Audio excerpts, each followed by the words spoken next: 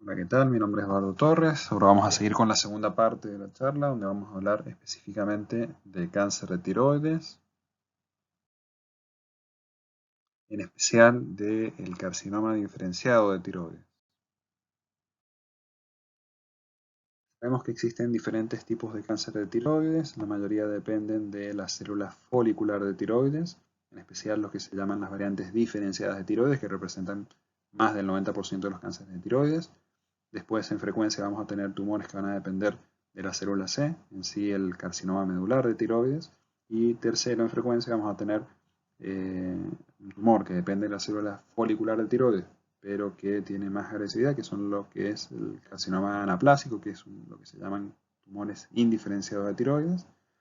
Y después vamos a tener una situación intermedia en esta desdiferenciación que puede llegar a tener los tumores tiroideos entre las variantes diferenciadas e indiferenciadas, que son los tumores pobramente diferenciados. Estas últimas dos categorías con muy mal pronóstico respecto al resto de la patología neoplásica tiroidea.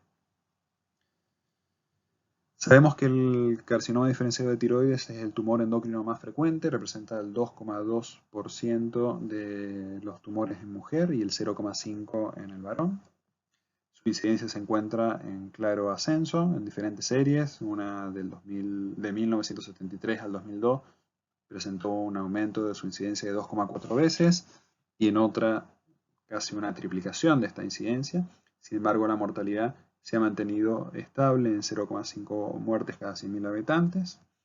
En este gráfico del CIRS podemos ver que la incidencia aumentó de 5 casos cada 100.000 personas por año en el 75 a casi 15 a mediados de la década del 2010.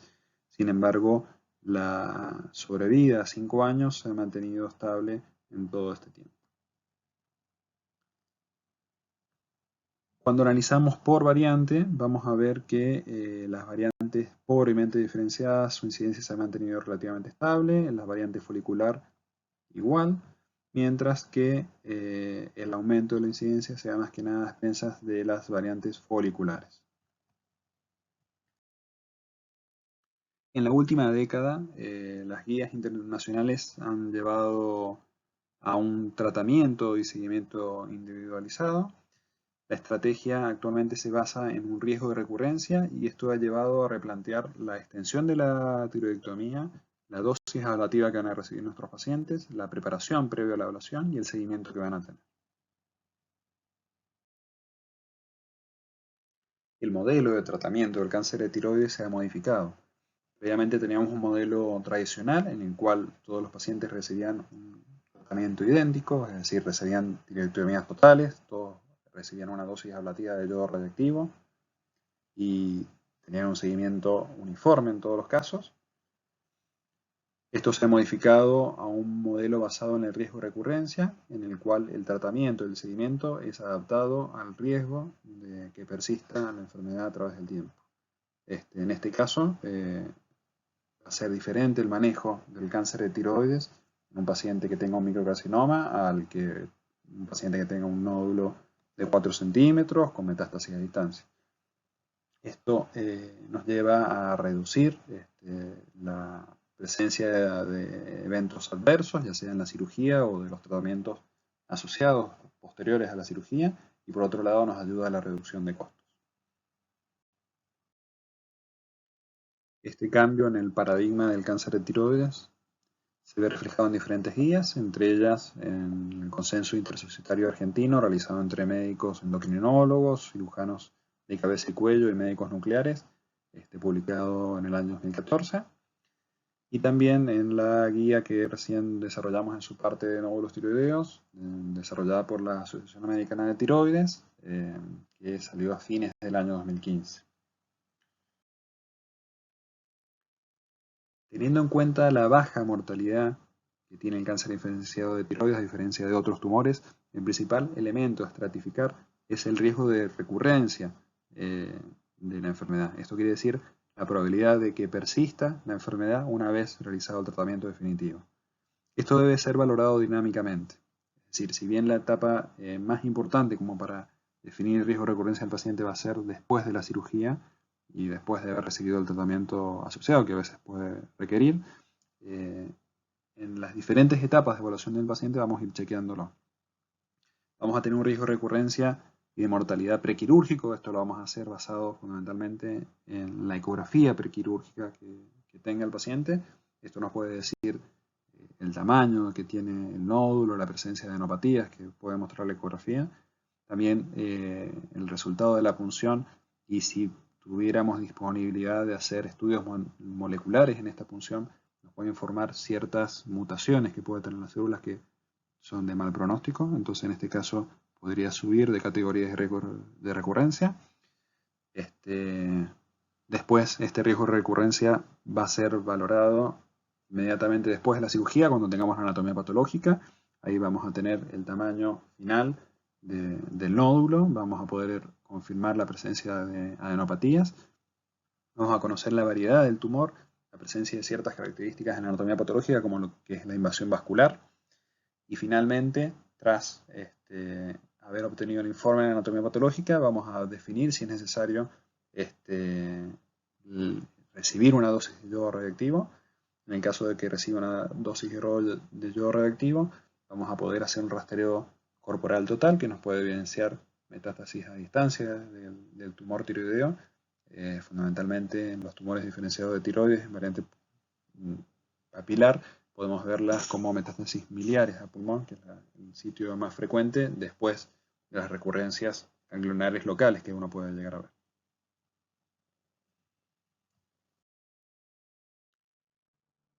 En el paciente con patología nodular tiroidea y al cual le hayamos hecho una punción y tengamos un resultado con alta sospecha de malignidad y hayamos decidido una cirugía, vamos a hacer una evaluación prequirúrgica. Un elemento a solicitar es la calcitonina. Esto habíamos hablado algo en la charla previa de nódulo tiroideo, en la cual decíamos que no debe solicitarse en todo paciente con nódulo tiroideo, pero sí es de buena práctica solicitarla en todo aquel paciente con nódulo que vaya a ir a cirugía. Esto fundamentalmente es más necesario en aquellos pacientes que tengan resultados de la punción Bethesda en estas categorías que hablábamos recién como indeterminadas, Bethesda 3 y 4 fundamentalmente, pero también podemos incorporar el Bethesda 5. Esto no lo recomienda como rutinario por la ATA, pero sí es recomendado como de buena práctica por el consenso argentino.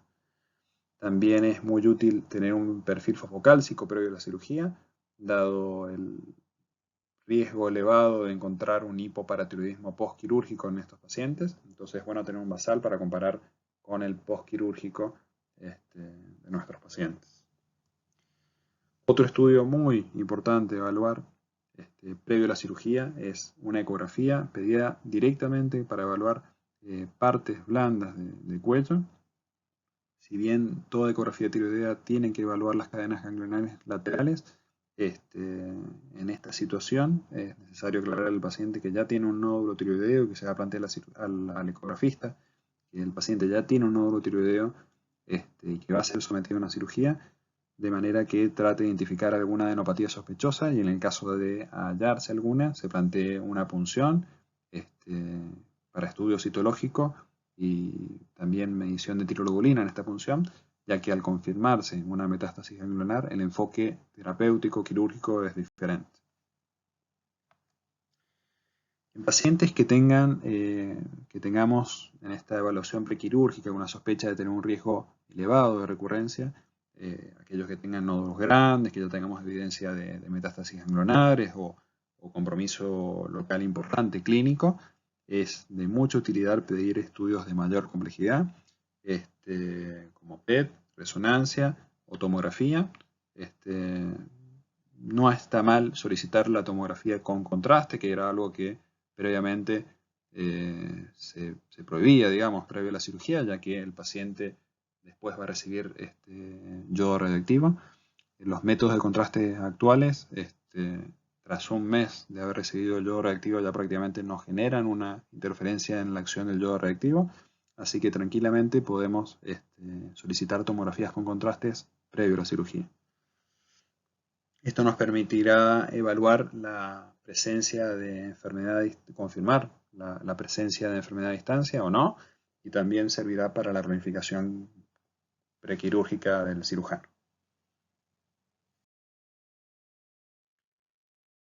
Respecto a la conducta quirúrgica, va a ser diferente dependiendo de este riesgo de recurrencia. Un pantallazo nada más.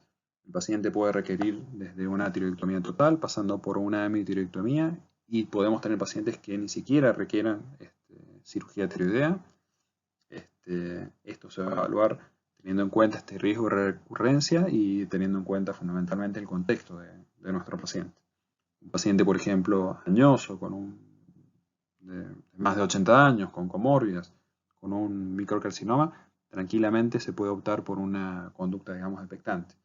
Más controvertido, esta conducta, este seguimiento activo va a ser en un paciente joven con un microcarcinoma, y ahí vamos a tener que evaluar en nuestro medio cuál es la mejor conducta, digamos, a tomar.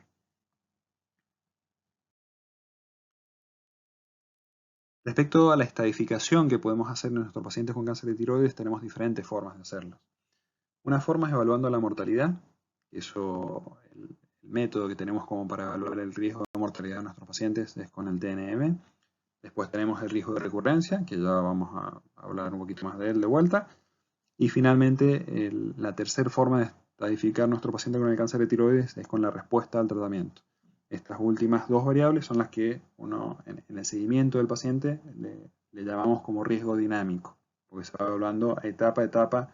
En cada consulta, digamos, el paciente va modificándose. Como hemos comentado previamente, la sobrevida a 5 años de los pacientes con cáncer de tiroides es bastante alta. Se encuentra entre un 95 al 97% para enfermedad localizada, se mantiene en un 97% para enfermedad con extensión regional, es decir, con metástasis ganglionares locales, pero sí cae claramente cuando la enfermedad ya tiene metástasis a distancia. En este caso se reduce un 56%. Para todas las etapas combinadas, la supervivencia en menores de 55 años es casi del 100% y disminuye progresivamente hasta un 82% en personas de 75 años. Es que surgen diferentes scores como para evaluar la mortalidad. El que se usa fundamentalmente es el TNM, pero hay otros métodos. En el 2017 el TNM de cáncer de tiroides se actualizó a lo que se llama la octava edición. Se han modificado ciertas categorías.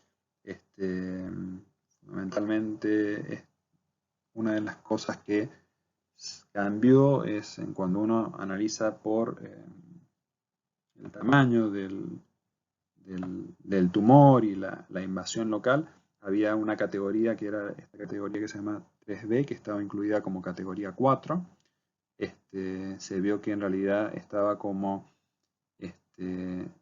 sobrecategorizando, es decir, como aumentando el riesgo del tumor en sí, cuando uno tiene una extensión del tumor cercana, digamos, solamente los músculos peritiroideos, esto no aumenta la mortalidad de nuestros pacientes. Y otra de las cosas, también mejoró un poco lo que es la categorización de las metástasis ganglionares. Y otra de las cosas que cambió son los estadios. Los estadios previamente, vieron que recién hablábamos algo de que tiene mucha sobrevida en pacientes jóvenes, y que esto empeora con la mayor edad. Se vio que el punto de corte que se usaba previamente, que era de 45 años, estaba englobando también pacientes, por 10 años estaba englobando pacientes que tenían como relativamente un buen pronóstico. Entonces, al aumentar el punto de corte a 55 años, mejoró la predicción de mortalidad que podían tener los pacientes. El riesgo de recurrencia nos va a dar la probabilidad de remisión que va a tener la enfermedad del paciente. También nos va a dar la probabilidad de persistencia, ya sea estructural o bioquímica, y nos va a permitir establecer un pronóstico a largo plazo en el seguimiento.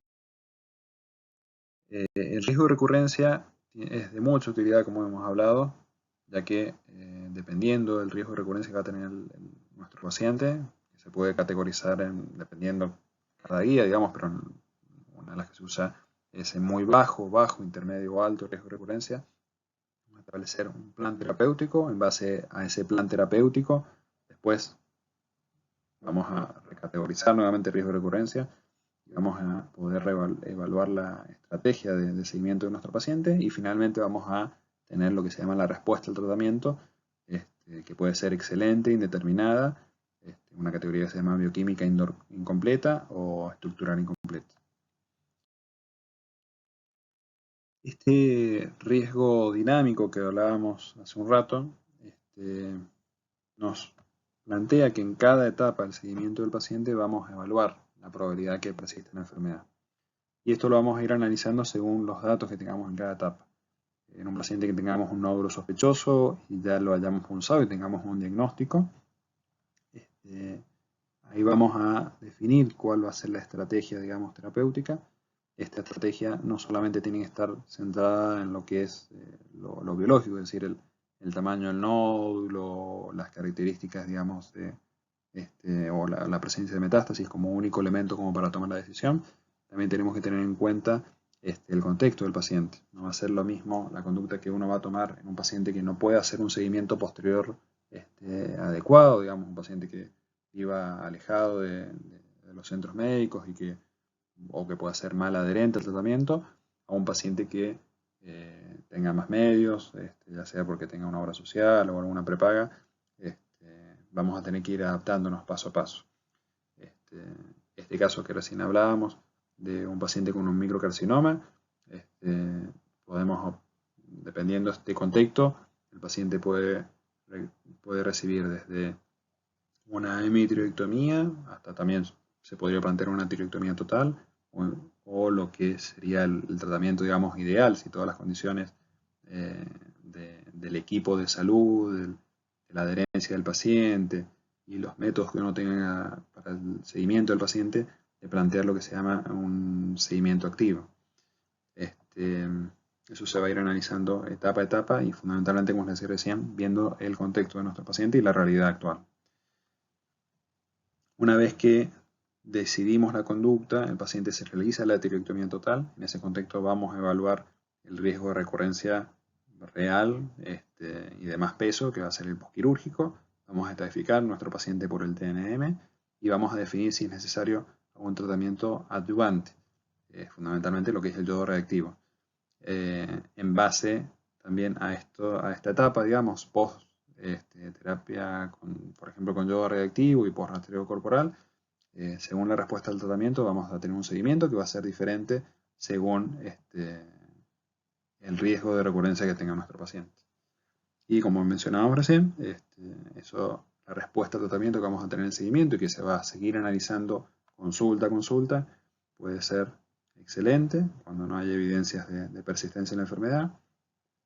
Después puede ser lo que se llama bioquímica incompleta cuando veamos análisis alterados en el seguimiento, o estructural incompleta cuando tengamos evidencia por imágenes de que persiste el tumor, y lo que se llama indeterminado, que eso van a ser cuando tengamos estudios dudosos, tanto en lo que es la parte, o de poca certeza, en lo que es la parte bioquímica, como en lo que son también imágenes.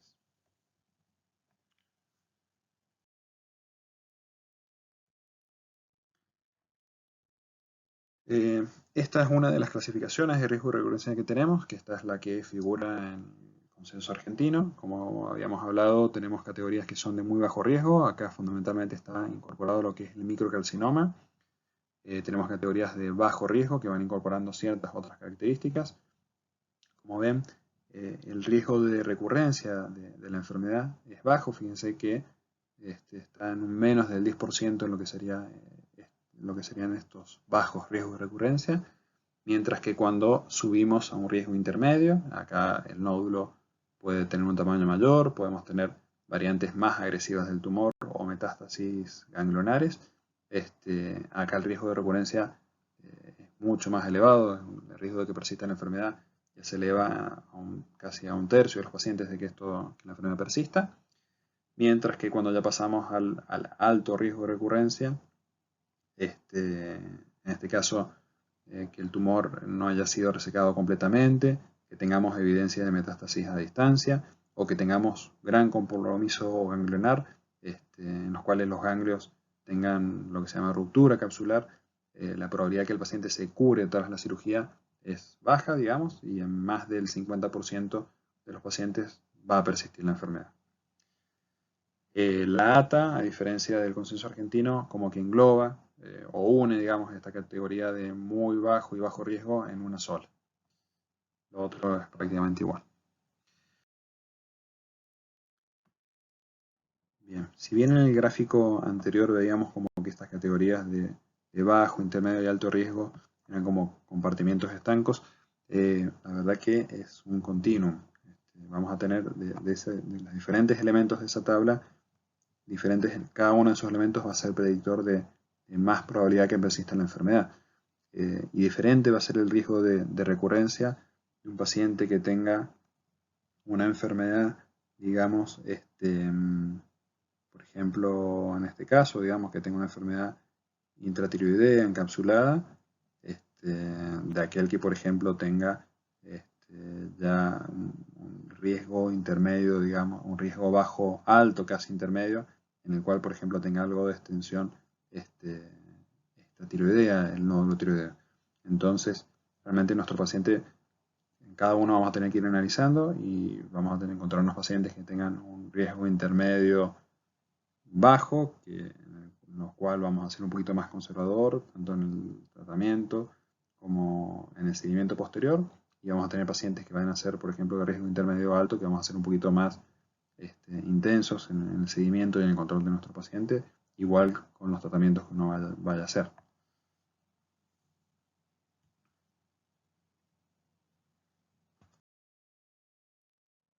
Además de la cirugía, existen otros tratamientos que podemos realizar en el paciente con cáncer de tiroides. Uno de ellos es el yodo radioactivo. El yodo radioactivo tiene 3 propósitos fundamentales y que van a ser diferentes en cada paciente. Uno va a ser, por ejemplo, la ablación, que con esto estamos buscando tratar de eliminar el tejido tiroideo normal. Después del tratamiento quirúrgico, este resto de tejido tiroideo que siempre queda después de la cirugía, que no tiene restos tumorales, es bueno, a veces útil eliminarlo, ya que va a evitar la producción de tiroglobulina por este resto. Después tenemos lo que sería el otro objetivo del tratamiento, es lo que uno dice tratamiento adyuvante, que es cuando estamos buscando eliminar algún resto de tejido tumoral microscópico no conocido que pudiera haber quedado tras la cirugía, y también puede tener un objetivo, digamos, ya terapéutico, en este caso cuando estamos buscando tratar tejido tumoral conocido con el fin de lograr una remisión y intentando tratar de reducir la masa remanente y mejorar el pronóstico del paciente. El yodo radioactivo, aparte de estas funciones terapéuticas que va a tener, nos va a servir como estudio, esto fundamentalmente con lo que se llama rastreo corporal total. Esto lo vamos a hacer post dosis ablativa, dosis de yodo, digamos, terapéutica, y también se puede hacer en algunos pacientes, según su riesgo de recurrencia, como método de reestadificación en el seguimiento.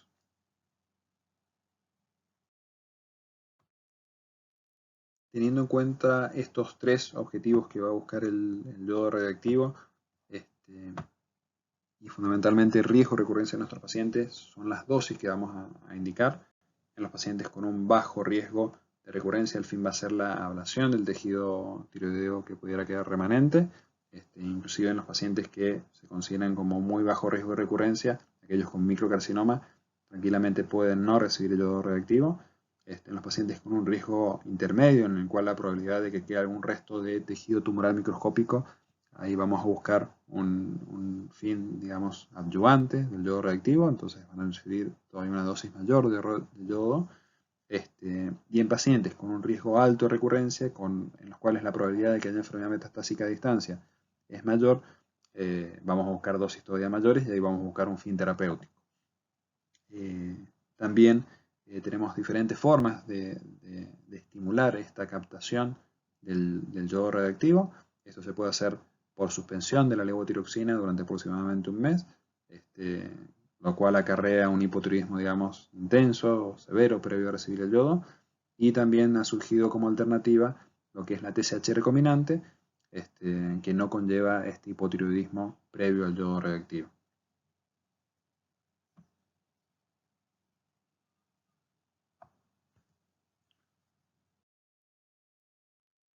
Otra de las herramientas en el tratamiento médico del paciente con cáncer de tiroides es la terapia supresiva con levotiroxina. Esto es de mucha mayor utilidad en los pacientes de alto riesgo de recurrencia, mientras que no se ha probado, digamos, su efectividad en pacientes con riesgo bajo o intermedio. De ahí que en pacientes en estas categorías de mayor riesgo de persistencia de la enfermedad, el objetivo de TSH va a ser mucho más estricto, y a lo largo del tiempo en el seguimiento vamos a mantenerlo durante mucho más tiempo al paciente suprimido. A su vez también tenemos que evaluar las comorbias que puede tener nuestro paciente y la respuesta al tratamiento que van a tener a lo largo del seguimiento en aquellos pacientes que tengan comórbidas como fibrilación auricular, osteoporosis o que sean añosos. El objetivo, digamos, de TSH que vamos a buscar va a ser mucho menos estricto que en aquellos que no tengan estas comorbias, ¿bien? Y a medida que la respuesta al tratamiento sea mejor y lleguemos a una respuesta excelente al tratamiento, también va a ser necesario menos supresión de nuestro paciente.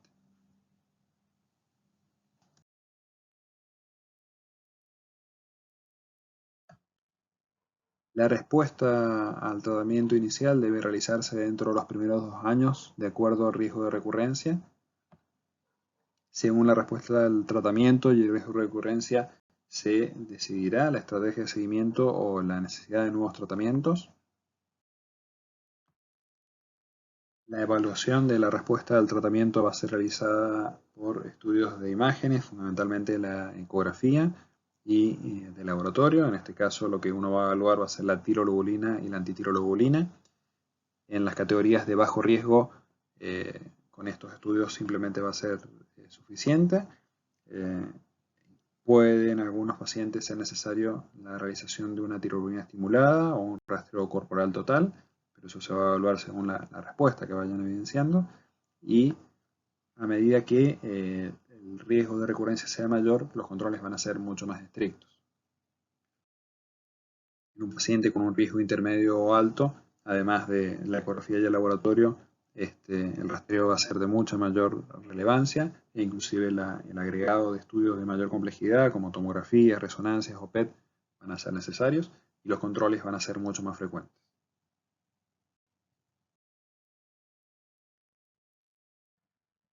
Teniendo en cuenta esta frecuencia de controles y estudios que vamos a tener, al paciente, como hemos hablado antes, lo vamos a clasificar en categorías de respuesta al tratamiento excelente.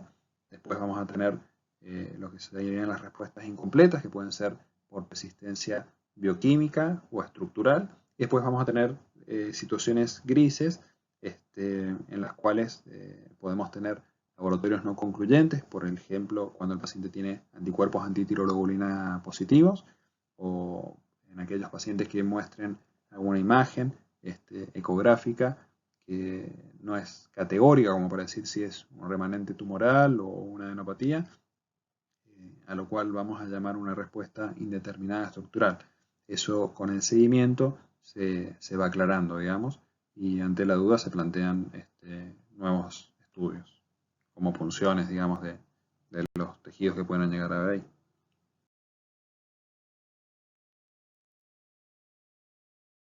Las cadenas yugulares van a ser el principal sitio de recurrencia de la enfermedad.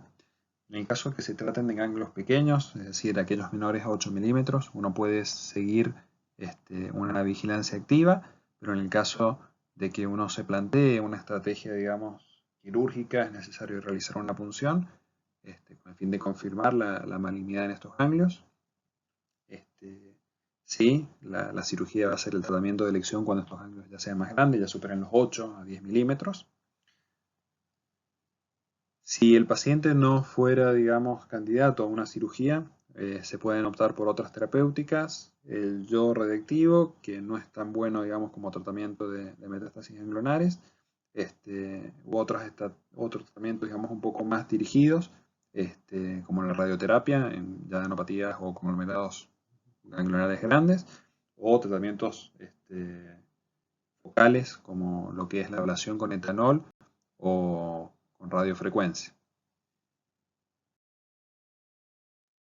Respecto a la enfermedad metastásica a distancia, el tratamiento de elección es el yodo radioactivo siempre y cuando se comprueben que las metástasis sean captantes de yodo y que se haya logrado un beneficio en lo que es la reducción del tamaño o estabilidad de la enfermedad con este. En el caso de que la metástasis sea refractaria al yodo radioactivo y que la enfermedad, digamos, que el resto de metástasis se mantenga estable y no genere síntomas, uno puede optar por una vigilancia activa de estas lesiones. Pero en el caso de que las metástasis estén progresando o generen síntomas, se deben valorar otros tratamientos. En aquellos que sea algo focal se puede intentar con radioterapia, pero en enfermedad, digamos, sistémica es de utilidad lo que son los inhibidores de tirosinquinasa. Lo que es la quimioterapia convencional prácticamente no tiene efectividad en lo que es el carcinoma diferenciado de tiroides.